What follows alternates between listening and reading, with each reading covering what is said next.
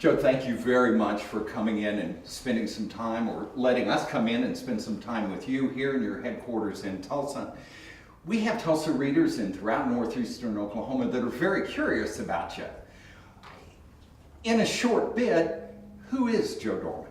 Well, 43 years old. My hometown's Rush Springs, Oklahoma, which is down in south central, southwest Oklahoma, the watermelon capital of the world. I grew up there. My parents moved there when I was 5 years old. My dad was originally from there and was disabled in a truck accident in his business in California, so they decided to move back to his home to be around family, and had a wonderful upbringing there, active in 4-H, scouting, class activities, and just small town guy, all of that. All of that, cool. I have heard you have referenced yourself as a conservative. Yes, that I view that on many issues. I do fall on the conservative side of politics. Others, I try and base it on basically my views, how I was raised, and what I feel is best for my constituents, and try to reflect the views of my constituents in my service. Could you define the difference between conservative and liberal? That is a good question. And that's also tough to answer. You have to look at the classical definition of conservatives versus liberals versus what we would view as a modern definition. And it all is based on each individual idea and each individual thought and issue that comes up at the Capitol on between conservatives and liberals. And let me drill down just a little bit on that. Do you believe that government jobs are a significant factor and contributor in the economy, or are private jobs the driver? I do believe you should have the private side jobs as much as possible. There are certain aspects that I do believe the public should have, such as educators, law enforcement, corrections, other areas like that the government does have a role in playing. But there are so many other areas where the private side should maintain the dominant force in our economy. Now, I understand you work for John Edwards and you have worked for the National Democratic Party. Do you reflect this, the rebirth of the party in a conservative wing? And if so, then how would you separate or define your difference with Barack Obama? I certainly don't agree with many of the policies that have been championed by the National Democratic Party. The flip side, there are many of the policies of the Republican Party that I've disagreed with through the years. As far as how I define myself, I look at myself more as a Sam Rayburn Democrat. And many of your viewers will probably remember Sam Rayburn. He was the Speaker of the House from Bonham, Texas, and he never lost touch with his constituents. And he represented rural folks in that area, but also served as the Speaker of the House in the United States. Well, we had a speaker from southeastern Oklahoma that I think was along that same nature as well. The little giant from Little Dixie, Carl Albert. Great man.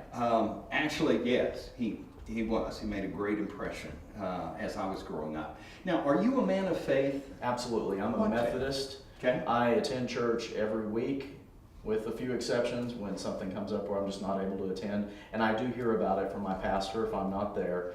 And I was raised in the Methodist church, though I did attend the Baptist church for a little bit. My brother-in-law is a Southern Baptist minister in Lawton. And in fact, he had a short stint as the head of prison ministries for the Southern Baptist Convention in Oklahoma, which led me to work on some of the prison ministry and issues that help with cutting down recidivism and helping the inmates find a different purpose and a different track and try and get them back on the right path.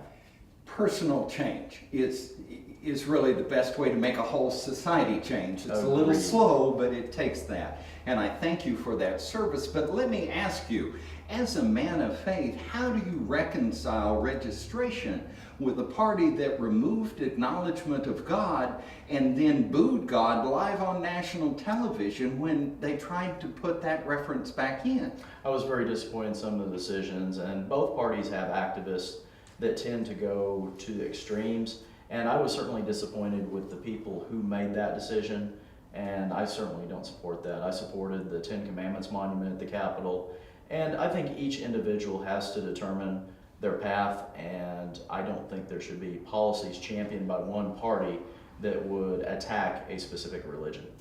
You mentioned that you were from Rush Springs, and there was August 26, a vote and a measure to have storm shelters, a bond there.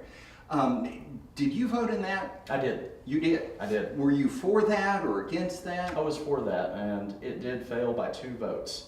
Okay. And that goes back to show why it's important that everyone does vote, because it's important for the citizens to have a voice. We had so many people that chose not to vote in that, and there were a few discrepancies.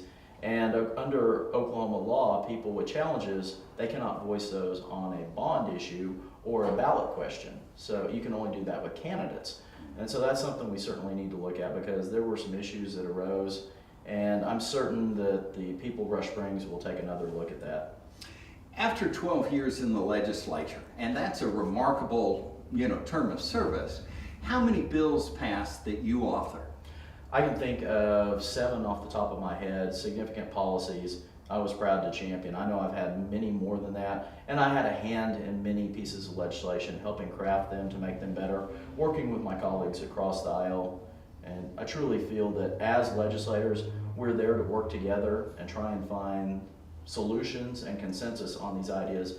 And it's been a pleasure to work with my Republican colleagues. In fact, I served 10 of my 12 years in the minority party, and most of my bills did pass when I was a member of the minority party. Now, in general, and I don't want to get too much in the weeds here, but there were some votes that I understand you missed, including one that would have prohibited sex offenders from living with minors.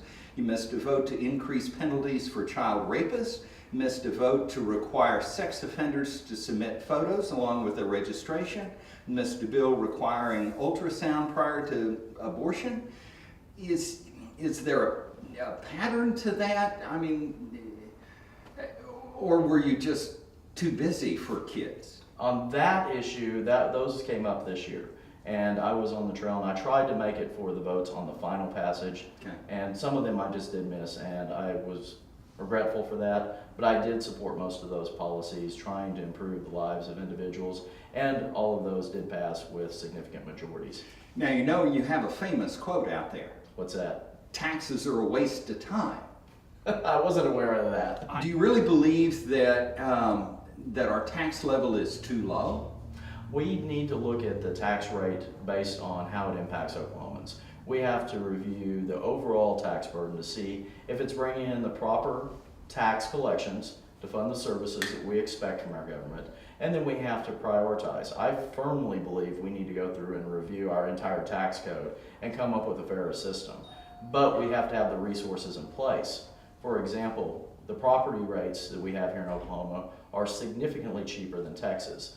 That makes the trade-off for the income taxes. If we're going to go through and look at a fairer system, I agree that we need to sit down at the table, but it can't be overburdensome.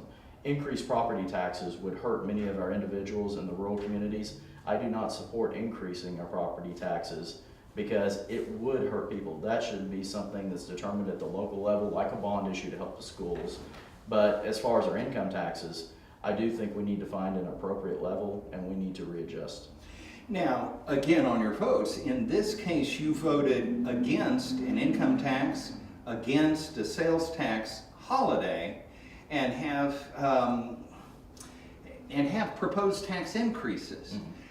Are you sure that's not a trend to raise more money for government? Oh, absolutely not. When you look at the protections for the people under Article 5, Section 33 of the Constitution, it is almost impossible to raise taxes. And I don't suspect that we will raise taxes. One of the things we need to look at with the legislature is the increase on fees that have been run by the Republican Party. They say they're against taxes, but they've been putting fee after fee after fee in place, which is a tax on the poor.